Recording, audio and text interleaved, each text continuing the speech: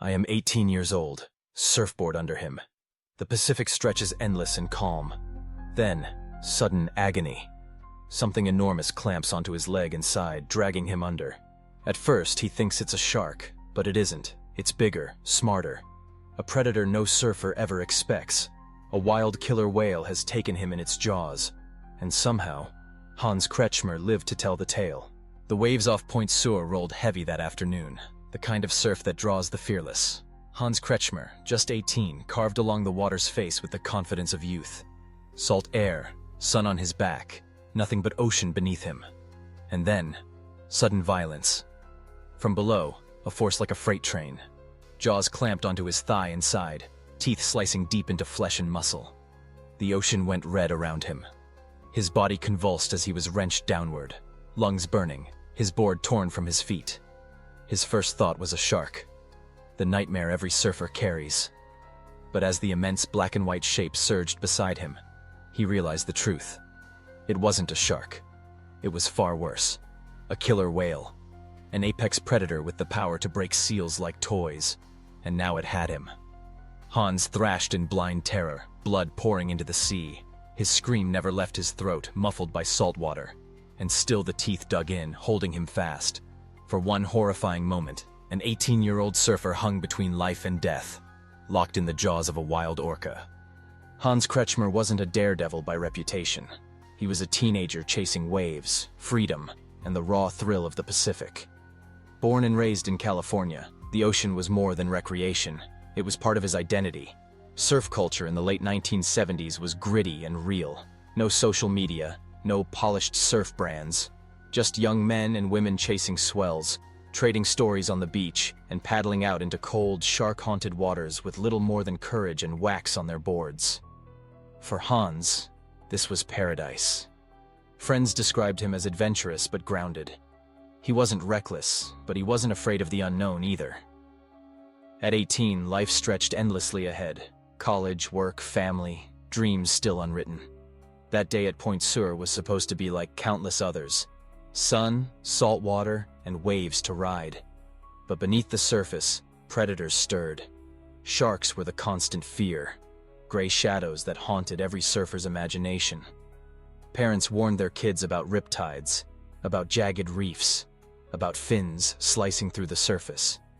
Yet not once did anyone warn of killer whales. They were the stuff of documentaries, of ocean myths. Majestic, intelligent, untouchable, and, supposedly, harmless to humans. Hans believed it too. Why wouldn't he? No surfer alive carried the thought that an orca might one day rise from the depths to make him prey. That belief, that sense of safety, would vanish in seconds, because Hans Kretschmer was about to become one of the only humans in history to feel the full force of a wild killer whale's bite. Point Sur is not a place for the timid, a lonely stretch of the California coast where jagged cliffs loom over a restless sea. The waves here rise hard and unforgiving, shaped by deep canyons that funnel the Pacific's power into sudden walls of water. For surfers, it's a proving ground. For predators, it's a hunting ground. On that day in 1972, the ocean was alive. Gulls circled overhead, sea lions clustered on the rocks, barking as they slipped into the surf. Their sleek black shapes darted beneath the waves, the very prey orcas are built to kill. The water at Point Sur is deep, dark, and cold, dropping off quickly from the shoreline. It's a place where shadows move beneath you, where surfers often feel watched, but never see what waits below. Everyone worried about great whites here. This stretch of coast has always been their territory. But the truth that afternoon was more unexpected, more terrifying. Hans paddled out into water thick with life.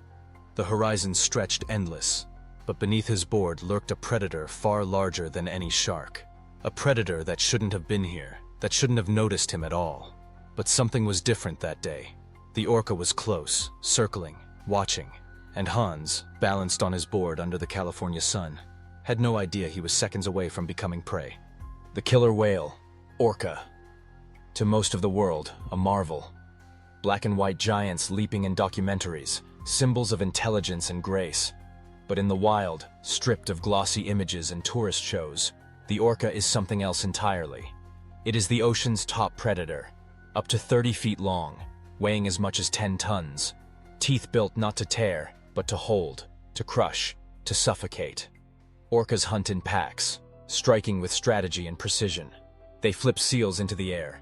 They ram great white sharks until the sharks drown. They toy with prey before finishing the kill. And almost never do they touch humans. For centuries, that unwritten pact stood. Surfers, sailors, divers, all swam with the knowledge that orcas simply weren't interested in us. But that rule shattered at Point Sur. Hans Kretschmer became the exception. An orca doesn't bite lightly. Its jaw pressure is strong enough to crush bone in an instant. Its speed underwater rivals the fastest predators on Earth. When it chooses to strike, escape is nearly impossible. This wasn't a curious nudge. This wasn't a mistake Hans could shrug off. This was a calculated lunge from below. And for the first time anyone could remember, a wild killer whale had decided a human looked like prey. Hans was gliding across the face of a wave when it hit. No warning. No fins slicing the water. No shadow creeping below. Just an explosion of force from the deep.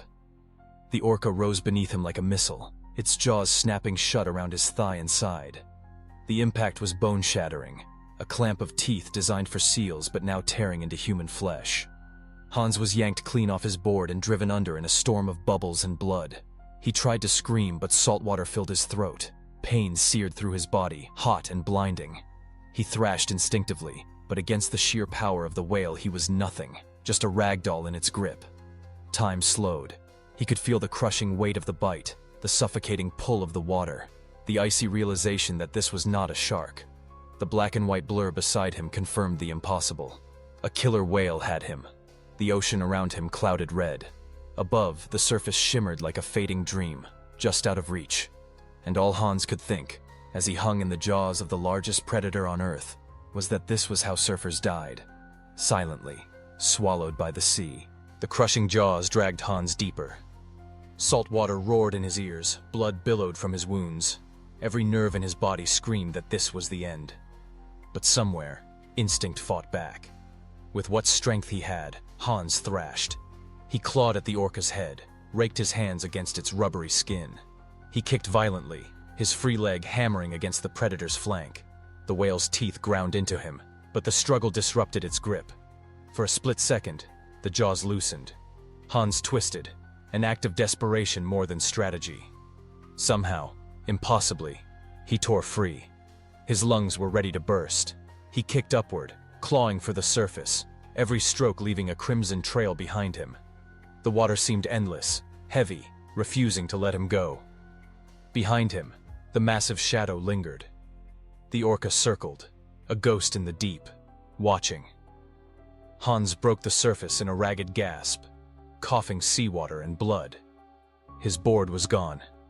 His body was failing. And yet, he was alive. For now. Because when the ocean's top predator releases you, it's never clear if it's finished, or just beginning the hunt. Hans surfaced in a froth of red. His body was shredded, his thigh and side torn open to the bone. The saltwater seared his wounds like fire. Every wave threatened to drag him back under. Onshore, surfers and beachgoers froze. At first, they thought it was a shark attack. Then they saw the black and white shadow circling beneath him, unmistakable even at a distance. A killer whale. Shouts erupted across the beach. Boards hit the water as surfers paddled toward him. Each second felt like an eternity. The ocean too vast, the injured boy too far. Hans clung desperately to consciousness. The horizon blurred, his arms heavy, his breath ragged. He knew he was bleeding out. He knew the predator was still there. And he knew one slip beneath the waves would mean he'd never come back up. Then, hands. A fellow surfer grabbed him, hauling him across a board slick with blood. Another pushed from behind, kicking furiously toward the shallows. Every movement left a trail through the water, a signal to the orca that its prey was escaping. The rescuers didn't look back. They didn't dare. Behind them, the sea boiled with mystery. Dark, silent, waiting. They hit the shallows in a frenzy, waves pounding, boards scraping sand. Hans was dragged from the surf, his limp body leaving a crimson trail across the wet shoreline. The sight stopped everyone cold. His wetsuit was shredded, hanging in tatters. His thigh and side were split open in grotesque wounds, raw muscle exposed where teeth had torn through. Blood poured freely, pooling on the sand and staining the water at his feet. Surfers shouted for help, voices breaking with panic. Towels became makeshift bandages, pressed hard against the gaping injuries. Each touch made Hans cry out, a sound that cut through the chaos. A teenager caught between life and death. Someone sprinted for the road, waving down a car, screaming for an ambulance. The small beach had no lifeguards, no emergency station. Every second bled him weaker. Hans' eyes fluttered, his lips moving soundlessly. Those nearest swore they heard him whisper, "It wasn't a shark," before slipping back into shock. On the sand that day, the Pacific had given back a boy who should have been dead. But the image of him, broken, bloodied, barely clinging to life, was seared into every witness. The question lingered in the salt air. How had anyone survived a killer whale's bite? By the time the ambulance arrived, Hans was pale and fading fast. The siren wailed through the winding roads of Big Sur, a desperate race against blood loss. Every bump in the road drew a moan from his broken body. Paramedics pressed gauze into the wounds, but the bleeding refused to stop. His wetsuit had been cut away, revealing a lattice of teeth marks across his side and leg, jagged punctures so deep they seemed inhuman. At the hospital, doctors fought with everything they had.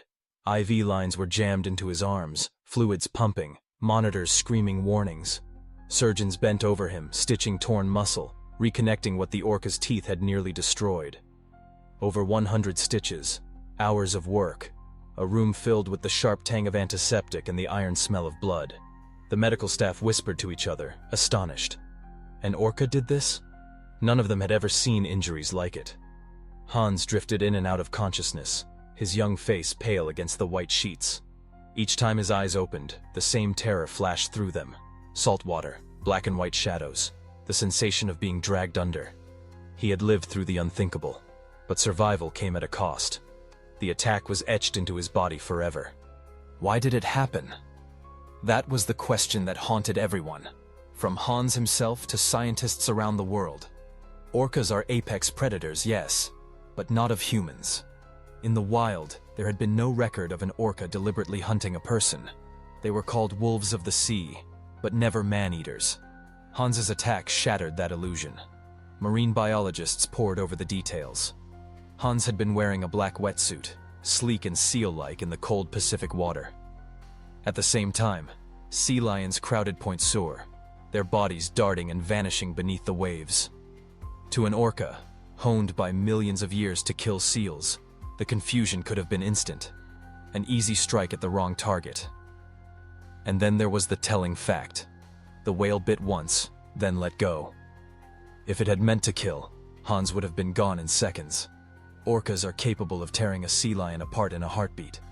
Instead, this one released him, disappearing back into the deep. But does mistaken identity erase the horror of nearly being torn in half? For Hans, it didn't matter whether the orca had confused him with prey or simply changed its mind. For a few endless seconds, he was prey. And that truth lingered long after the stitches healed. The mystery endures. Why that whale struck at all? Was it hunger? Curiosity? A single fatal error? Or was it a reminder that no matter how much we think we know, the wild does not play by our rules? Hans survived, but survival didn't mean escape.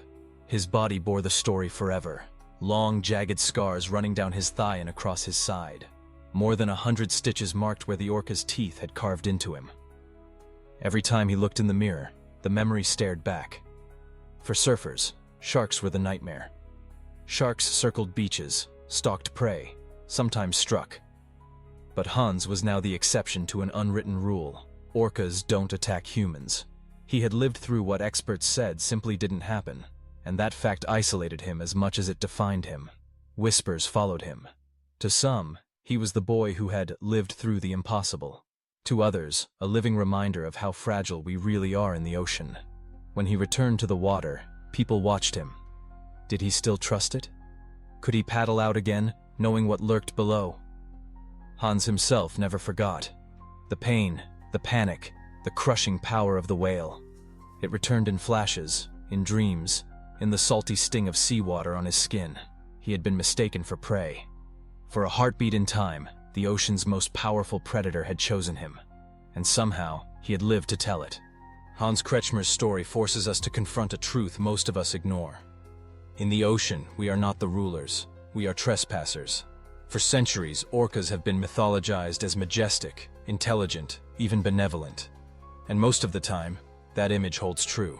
Surfers, divers, kayakers, millions enter the water, and orcas glide past without harm. But Hans's blood on the Pacific proves a harsher reality. Intelligence does not erase instinct. To the whale, he was not a boy, not a surfer, not human. He was a dark shape in the water, a meal. That is the razor's edge we walk when we enter the wild. A second's confusion, a single mistake of identity, and everything changes. Hans lived, barely. But his survival is less comforting than it is sobering. Because if even the ocean's most friendly apex predator can mistake us for prey, then what safety do we really have?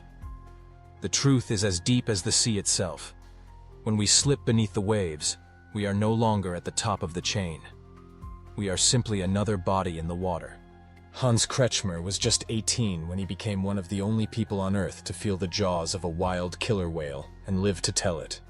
His survival is almost mythic, but also terrifying. Thank you for watching. If you want more stories like this, make sure to like, subscribe, and turn on the bell so you never miss the next true account of man versus nature. And stay tuned, because the next story is even darker.